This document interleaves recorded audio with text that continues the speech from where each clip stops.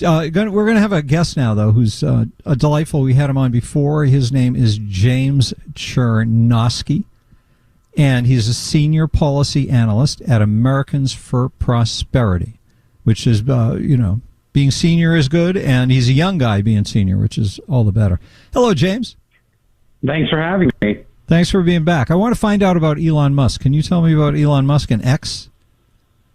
Yeah, absolutely. So recently, Elon Musk was doing an interview with the BBC, I believe it was, and he was talking about the advertiser boycott on his platform.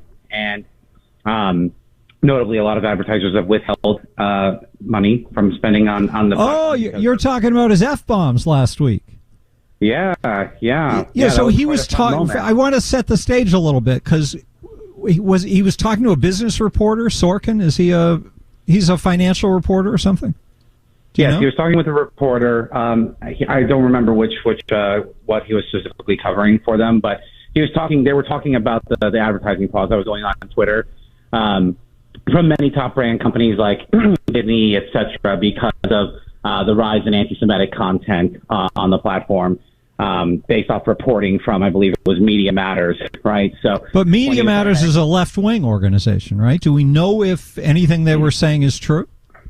I mean, that's the contention that Elon had when he decided that he was going to go thermonuclear and file a lawsuit against them over it. I think the problem is that it's very hard to go and demonstrate what Media Matters was trying to put out there. They just created an account and then more or less, I think, curated the algorithm to show them the kinds of content that they wanted next to an advertisement. So therefore, excuse me, James, we're getting some I forget what the right word would be, but it's a little bit of breakup on your connection. Are you wearing something or using some kind of addition to your phone that would make it flicker? No, not at all. Is this any better? I don't know. Can't tell that quickly, but try it again, and we might have to reconnect.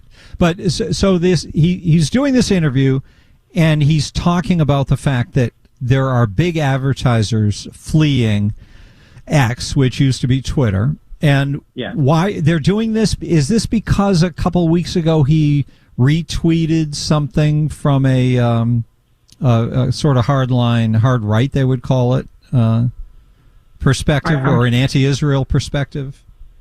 Sure. I think that there was a multitude of factors that was in there, and I'm sure that was part of it, but it was also tied to the fact that you saw the rise in anti-Semitic content on the platform, more broadly speaking, that led to advertisers going and pulling out, withholding advertising dollars from the platform itself.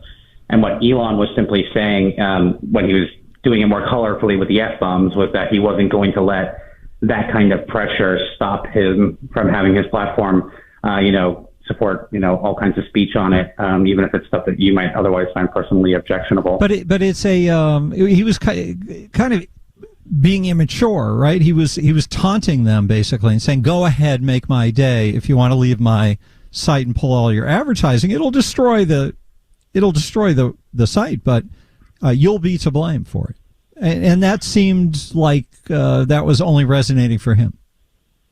Yeah, I think that for Elon, again, he wanted to make his point, and I don't think that you're cutting out again. By the way, it was good for the last minute or so. Did you do something or?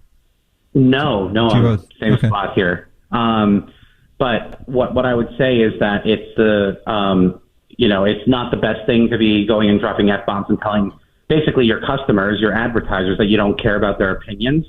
When you're in the business for making money. I mean, he spent $44 billion buying Twitter, and it's since lost about half of its value since he's taken over the company a little bit over a year ago now. So I think for him, it's nice and all, but I think that if he's trying to run a business, he also might want to figure out how to retain those advertisers and bring them back. Because the thing I want to figure out with Elon is I really think the guy's amazing. And there are few guys in the world who've done as much to help the world, to kind of launch economic activity into new stratospheres. And the idea that he's got sort of a immaturity and ego about him that's kind of self-destructive. That seems like a bad mix with the rest of who he is. Yeah, I think that it's not a great thing in the long run to be that combative with people. I think the point that you want to be trying to make, especially if you're trying to support free speech, is, how do you go and build bridges and get consensus around supporting an environment? Excuse me, James. I'm gonna. Can you just hang up and we'll have Roland call you again and see if we can get a better connection, because we're getting a lot of that breakup. 860-522-9842 is our phone number here. We're talking with James Czerniawski. He is a senior policy analyst, Americans for Prosperity, and we're getting analysis on what happened with, you probably heard something about it, although you may not really understand the cause and effect. And that's the problem with Musk. He's reached such a high level of power that he has the power to make amazing things happen, and he also has the power to let his ego get carried away with him and self-destruct. So the reason to have James here is just to try to get to the bottom of that, because it's unfortunate. The guy is incredible. And a lot of this is driven by pundits on social media, like on X, the former Twitter, his website that he spent $44 billion to buy, and wishes, obviously, that he didn't, because it's just been a mess from the day he decided to throw his hat into the ring bidding for it, because at some point it became clear that he had offered too much for it, and then he got locked in.